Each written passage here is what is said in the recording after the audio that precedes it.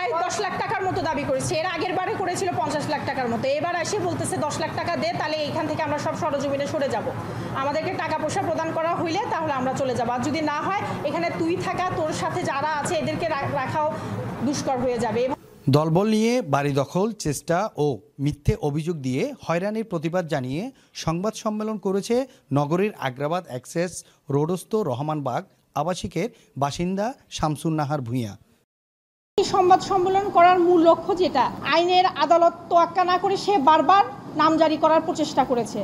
রোববার বিকেলে চট্টগ্রাম একাডেমি হলে আয়োজিত সংবাদ সম্মেলনে ভুক্তভোগী শামসুন নাহার ভূঁইয়া জানান, 2020 সালে তার ছোট বোন কামরুন নাহার ভূঁইয়া প্রত্যেক সম্পত্তি ভাগবাটোয়ারা না করেই বন্টন মামলা চলাকালীন অবস্থায় গোপনে তৎকালীন কর্ণফুলী উপজেলা আওয়ামী লীগ নেতা মাহবুব আলমের কাছে কিছু জায়গা বিক্রি করে দেয়, যা আইন বহির্ভূত। বন্টন মামলা চলমান অবস্থায় তৎকালীন আওয়ামী লীগের প্রভাব খাটিয়ে মাহবুব আলম সন্ত্রাসী নিয়ে এসে তাদের উচ্ছেদ করার চেষ্টা করে।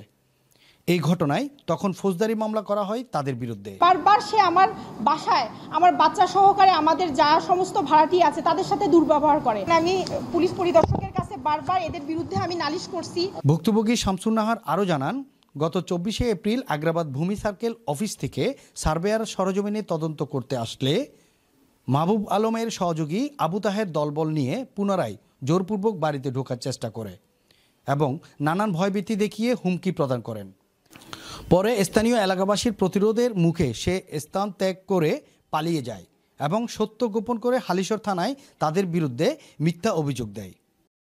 সংবাদ সম্মেলন করার মূল লক্ষ্য যেটা, সেটা হচ্ছে মাহবুব আলম যে আওয়ামী লীগের দোসর হিসেবে পরিচিত, ফ্যাসিস্ট সরকার গেলেও তার যে দোসররা এখন তো যায়নি, তারা বিভিন্নভাবে সে এত কিছু আমাদের যে মামলা চলমান আছে তার বিরুদ্ধে একটা নিষেধাজ্ঞা আছে, তারপরও সে নিষেধাজ্ঞা তোয়াক্কা না করে আইনের আদালত তোয়াক্কা না করে সে বারবার নামজারি করার প্রচেষ্টা করেছে।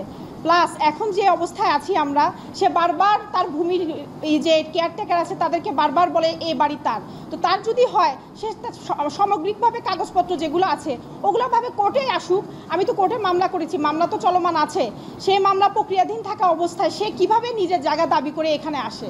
আর বারবার সে আমার বাসায় আমার বাচ্চা সহকারে আমাদের যা সমস্ত ভাড়াটি আছে তাদের সাথে দুর্ব্যবহার করে। আমি তো একটা মহিলা মানুষ, আমার যে প্রক্রিয়া আছে সেই প্রক্রিয়ায় আমার যে জীবনযাপনের চালচলন সেখানে তো আমার বাধাগ্রস্ত হচ্ছে। আমার বাচ্চাদের নিরাপত্তা কে দিবে? এর আগে আমার স্বামীর উপর হামলা করা হয়, আমার উপরে হামলা করা হচ্ছে। তো এই যে ওনারা যে আগে প্রথমে আওয়ামী লীগ থাকে, কয়দিন পরে আবার অন্য ধরে অন্য নেতাদের হাত ধরে এসে আমাদের নানাভাবে হুমকি দেয়, কেন এরকম হবে? এখানে কি আইন আদালত নাই? আইন আদালতের কি বিচার নাই? আমি তো সবসময় আইনের প্রতি শ্রদ্ধা ছিলাম দেখেই আপনাদের কাছে সবসময় আমি সংবাদ সম্মেলনে এসে বারবার এর প্রচেষ্টা চাইছি। মাহবুবুল আলম ও তার সহযোগী আবু তাহের সহ অন্যান্যদের ভয়ে ভুক্তভোগী নারী পরিবার নিয়ে নিরাপত্তাহীনতায় ভুগছেন বলে জানিয়ে তার জীবনের নিরাপত্তা চেয়ে সংশ্লিষ্ট প্রশাসন ও ঊর্ধ্বতন কর্তৃপক্ষের হস্তক্ষেপ কামনা করেন তিনি। আমি দেশের প্রধান যে উপদেষ্টা সে সহকারে আমাদের যে বিজ্ঞ যত আইনের যত প্রশাসনিক যে কর্মকর্তারা আছে তাদের কাছে আমি বারবার দৃষ্টি আকর্ষণ করছি, আবারও করছি, আমার নিরাপত্তার সাথে আমাদেরকে নিরাপত্তা দেওয়া হোক এবং আইনের সুষ্ঠু বিচার হোক। আমি চাই না যে আইনের কোনো প্রকার কোনো ফাঁক ফোকরভাবে সে কোনো সুযোগ সুবিধা নিয়ে আমাকে আবার নানাভাবে বঞ্চিত করবে। আমরা আসলে চাই বিচার, ন্যায় বিচার চাচ্ছি যে আমাদের আবু তাহেরা রেজাল্ট করি মুন্নার, তারপরে মাহবুব আলমের, কারণ ও কেন ভূমিদস্যু, আর ও যে ভূমিদস্যু এটা তার নতুন কোনো কথা আমরা বলার মতন না, ও সবাই জানে। Desk report, SN TV, Chittagong.